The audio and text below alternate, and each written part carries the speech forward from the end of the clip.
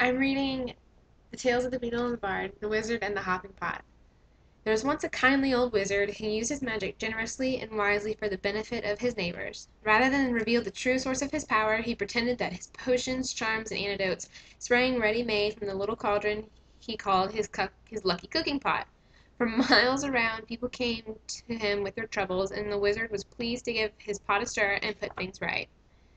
This well-loved wizard lived to a goodly age and then died, leaving his chattels to his only son. This son was of a very different disposition than his gentle father. Those who could not work magic were, to the son's mind, worthless, and he often quarreled with his father's habit of dispensing magical aid to their neighbors. Upon the father's death, the son found hidden inside the old cooking pot a small package bearing his name. He opened it, hoping for gold, but found instead a soft, thick slipper, much too small to wear, and with no pair. A fragment of parchment within the slipper bore the words, "In the fond hope, my son, that you will never need it." The son cursed his father's age softened mind, and then threw back the slipper into the cauldron, resolving to use it henceforth as a rubbish pail. That very night a pleasant peasant woman knocked on the front door. "My granddaughter is afflicted by a crop of warts, sir," she told him. "Your father used to mix a special poultice in that old cooking pot." "Begone!" cried the son. "What care I for your brat's warts?" Then he slammed the door in the old woman's face. At once there came a loud clanging and banging from his kitchen. The wizard lit his wand and opened the door, and there, to his amazement, he saw his father's old cooking pot. It had sprouted a single foot of brass, and was hopping on the spot in the middle of the floor, making a fearful noise upon the flagstones. The wizard approached it in wonder, but fell back hurriedly when he saw that the whole of the pot's surface was covered in warts. "Disgusting object!" he cried, and then firstly tried to vanish the pot, then to clean it by magic, and finally to force it out of the house. None of his spells worked, however, and he was unable to prevent the pot hopping after him out of the kitchen and then following him up to bed, clanging and banging loudly on every wooden stair. The wizard could not sleep all night for the banging of the warty old pot by his bedside, and the next morning the pot insisted on hopping after him to the breakfast table. Clang, clang, clang went the brass-footed pot, and the wizard had not even started his porridge when there came another knock at the door. An old man stood on his doorstep.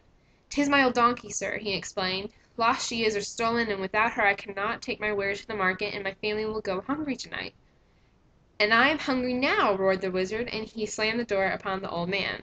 Clang, clang, clang went the pot's cooking single brass foot upon the floor, but now its clamor was mixed with the brays of a donkey and the human groans of hunger echoing from the depths of the pot.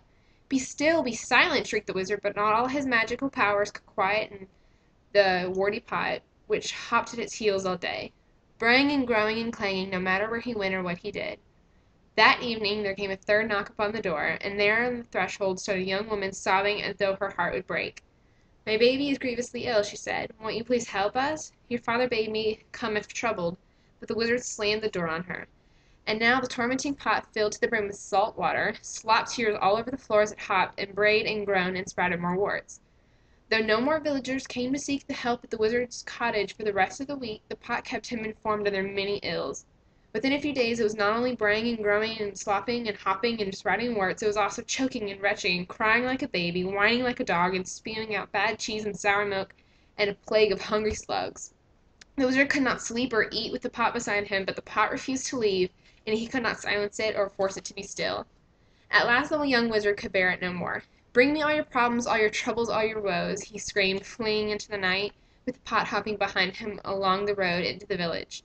"Come, let me cure you, mend you, and comfort you. I have my father's cooking pot, and I shall make you well." And with the foul pot still bounding along behind him, he ran up the street, casting spells in every direction. Inside one house the little girl's warts had vanished as she slept. The lost donkey was summoned from a distant briar patch and set softly down inside its table. The sick baby was doused in dittany and woke, well and rosy. At every house of sickness and sorrow the wizard did his best, and gradually the cooking pot beside him stopped groaning and retching and became quite shiny and clean. "Well, Pot," said the trembling wizard as the sun began to rise. The pot burped out a single slipper he had thrown into it, and permitted him to fit it on the brass foot.